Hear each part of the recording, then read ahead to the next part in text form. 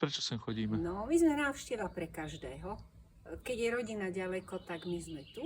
Robíme nejaké malé výlety, tak aby sa to dalo zvládnuť s režimom prezidentov. A proste sme tu pre nich a ani nemusíme veľa rozprávať, stačí sa spýtať. Potom môžem počúvať príbehy. A nás to obohacuje. Nie je to len pre nich, je to aj pre nás. Sa tak sprítomňovať s tým prirodzeným plynutím veku.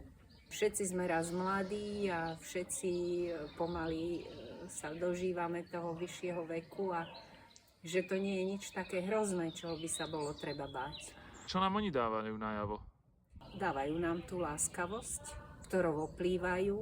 Ako sa zbližujeme, ako chodíme častejšie, tak vlastne sa tie vzťahy prehlbujú. Že aj oni si už pamätajú, aj na nás. My si pamätáme ich rodinných príslušníkov, o ktorých často hovoria.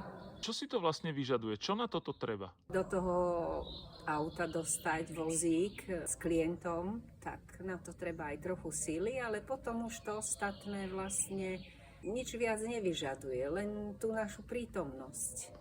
Že počúvame a niečo vymyslíme, oni sa z toho tešia.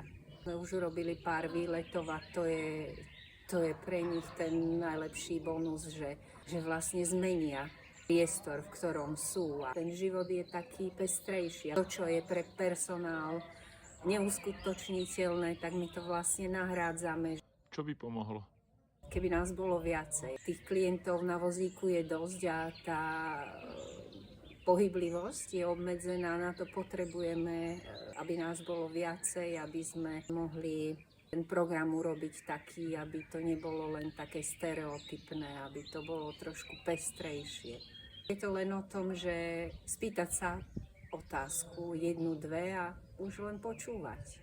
Vedelo by sa takýto program aplikovať aj na iné zariadenia? Rozhodne. To bol náš pôvodný plán, že keby sme sa ako dobrovoľníci rozrastali, tak by sme vedeli pokryť aj tie ďalšie. Tie 2 hodiny do týždňa stalo sa mi to rutinou, ktorú nechcem vypustiť zo svojho času. Že je to aj pre mňa obohacujúce.